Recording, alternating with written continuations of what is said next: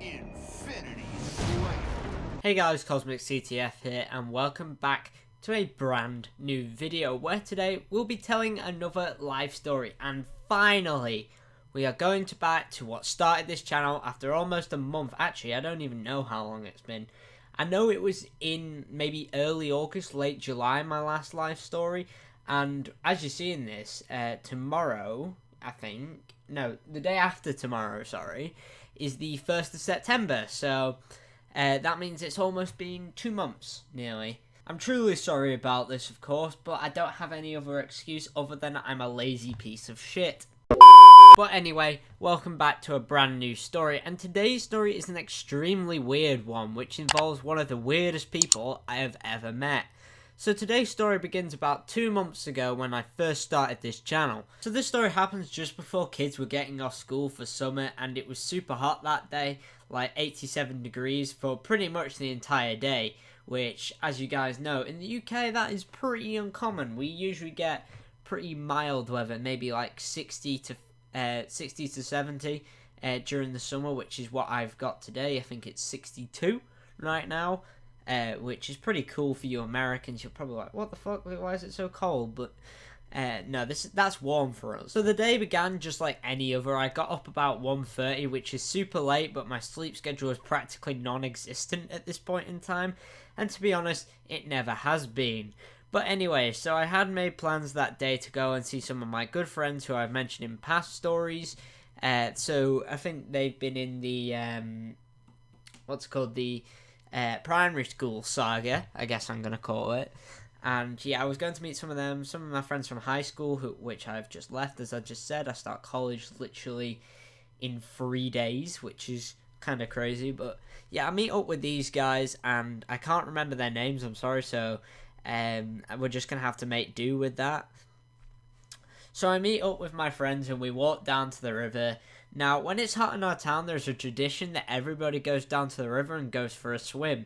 There is also a bridge which is about 15 feet high, and you can jump off into the river. And let me tell you, it is one of the most amazing experiences I have because of the speed and adrenaline that just goes through you when you jump off. And there's also like bits after that if you go, because it's like maybe a few yards across.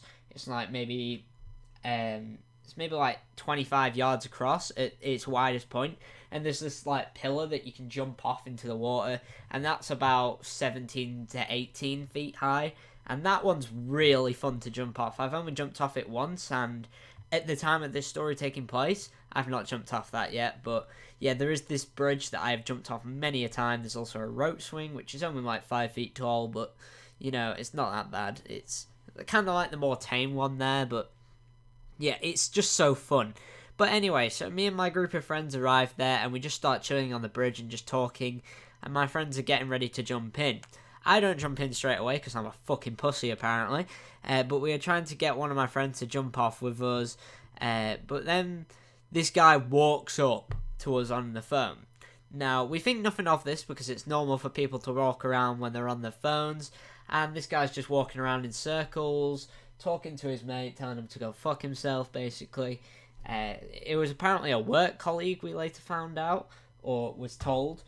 And yeah, basically just was talking to this guy, saying he would shove a metal pole up his arse, which is a bit weird, but yeah. So this guy starts walking in circles and eventually gets off the phone. And this is when the guy just randomly starts talking to me and my friends. He basically just invites himself into the conversation, and we had no clue, to be honest, what was happening, and we were just hoping that he will go away if we like talk to him a little bit. He'll just go away eventually, just be nice and be very British, very stereotypically British. So as I said, we just thought that if we stood around for a bit and just jumped in, had a bit of a laugh, and we talked to him for a little bit, he'll go away and he'll get bored, he'll go about his day. But he actually didn't, and this is what happened next. So this guy has a bit of a reputation around town as basically the town weirdo. He talks to year 7s as they walk to and from school, and the fact that all the kids know him is a little bit creepy. So I've talked to a few year 9s and a few year 8s, and they all know him by name, which is a little bit scary to me. I asked them on a different occasion when I was telling them this story that I'm telling you guys today, and they went, "Oh yeah, do you mean so and so?" And I was like, "Yeah, I do. How do you know him?" And he's like, "Oh yeah, he talks to all of us. He buys us alcohol and cigarettes." And you're just like, "Well, yeah, that's what he did to us," and I'll get to that in a minute. But it's just so fucking weird how he does that with everyone, and I think this guy's a weirdo. Like honestly, he buys kids like year sevens and shit. He follows them. He buys year sevens like alcohol and cigarettes, which is why pretty much everybody smokes at our school, at my old school even. But then you've also got him following the year sevens home and trying to be their friend, which is just fucking weird. So the day progresses and the year sevens and eights all flock to the river after school, and this weird guy is still there. Right, I'm just gonna give him a name. Let's call him George. So this George guy then says we should that he will buy us alcohol, and that if my friends went with him and get it and pitched in, we could get a crate of cider. Now this should have sent red flags straight up away. Should have sent red flags up straight away. We're all just thinking like, what the fuck? This guy's a little bit weird. All the kids seem to know him. All these year 7 and 8, sorry, all just rock up and they all know who he is, and I just found that a little bit creepy. And then when he offers to take some of my mates with him to go and get alcohol, he took 2 of my mates with him because they wanted to go and get some cigarettes and so they could smoke them. Obviously, no, you're gonna fucking eat them, aren't you?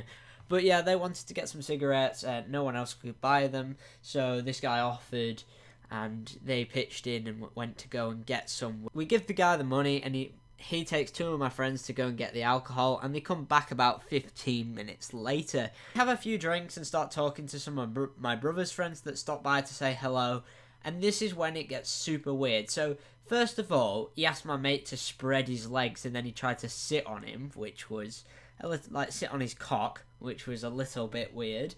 But we just thought, oh well, it's one of them people, they like sitting on people's knees, and he did add a bit to drink anyway, so it could have just been a joke and people messing around with. So this is when it gets super fucking weird, so you're just gonna have to bear with me. This George guy asked to borrow my friend's underwear, and he says that he needs it for a rag at his work, and my friend just looks at him and says that he can't have his underwear, but instead he'll give him some of this spare pair of socks he had. But George just specifically says that he needs boxer shorts, which is fucking weird. And then more specifically, he needs my friend's boxer shorts, which is even fucking weirder. This goes on for a good 15 minutes of George trying to persuade my friend. But when my friend said that it was a bit weird, and that he was specifically asking for his own boxers, he changed his story to say that he was only joking. Even when we had spent the last 15 minutes, when he had spent the last 15 fucking minutes trying to persuade us that he needed them. At this point, we decided we need to make a run for it, and all 4 of us that are left decided that we were going to make up an excuse that we need to go home. So I fake a phone call and say that all 4 of us need to leave, and we'll see him around, basically, which we actually did, but I'll get to that in a bit. We start walking away with all the beer we had bought, and then some of the cigarettes, and this is when George shouts, "Wait, I will walk all 4 of yous home." And that was when we just kept walking until we got out of sight, and then we just fucking ran. About 20 minutes later, we saw him again, and he says something like, "Guys, where have you been?" And we just carry on walking, and he follows us. We walk faster and faster, and my first friend, the one that George asked for his underwear, gets home and leaving just the original 3. My other friend gets away on his bike, leaving just me and my last friend, who is the one that I climbed out the boys' toilet window with. And so we take the back roads, which go behind our old school and out at my friend's house. This is because we don't want to stick to the main roads because this guy can follow us easy. And once we go down those back country roads, no one has a fucking clue where we are, and that is even better. So, yeah, we go onto these country roads, which go down past our school. We walk down the road just talking about what just happened and ready to make a run for it in case George pops out of the blue at any moment. And we live in a semi-rural environment, so there's a lot of country lanes with limited visibility, which was made worse by the fact that twilight had just begun. and visibility was starting to become even poorer. So we just had to walk around these dirty country lanes at night, and in twilight where hardly anyone could see us.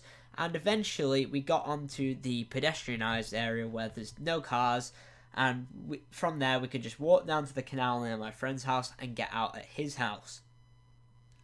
So yeah, I say goodbye to my friend at this point, and he walks down his little lane, and I pretty much just ran home to make sure that George was not following me. And this guy does have a car, so he could have gone out in a car, but he's just fucking weird. I don't think he was actively pursuing us. We were just worrying and being a bit paranoid at the time. But yeah, after that I got home and pretty much forgot about the incident. So I've seen this guy on 2 separate occasions. One about a month ago at the end of July, and then another just a few days ago, which is fucking crazy. And it seems like this guy is fucking everywhere we go at this point. He's everywhere about our town, and yeah, honestly, I just try to avoid him, to be honest. And I think if any of you guys get into the similar situation, you guys should too. But anyway, that's going to be it for today's video here. Next week there won't be any videos apart from one, I think, which is going up on Monday. And yeah, what is my dog doing? He's meant to be, like, my dog's so weird. He'll go on the bed, he'll want in the room, and when he goes on the bed, like 5 seconds later he'll want out, because I don't like having my door open. Oh, are you having a scratch, Barney? Yeah, I don't leave my door open because I don't like just anyone in the house being able to hear me. I don't like being exposed. It's a weird feeling, like, especially when you go past some of the history of my house and shit. It's fucking weird. I want to talk about that in a later video perhaps. But yeah, that's one of the main reasons I don't like the door open, because I'm just scared something's gonna walk in. But yeah, moral of the story, don't trust fucking weirdos and don't talk to strangers. But yeah, there's going to be no videos next week. I'm just going to be chilling out, maybe having a little recovery because it is my first week of college. And yeah, I'll see you all in the next one.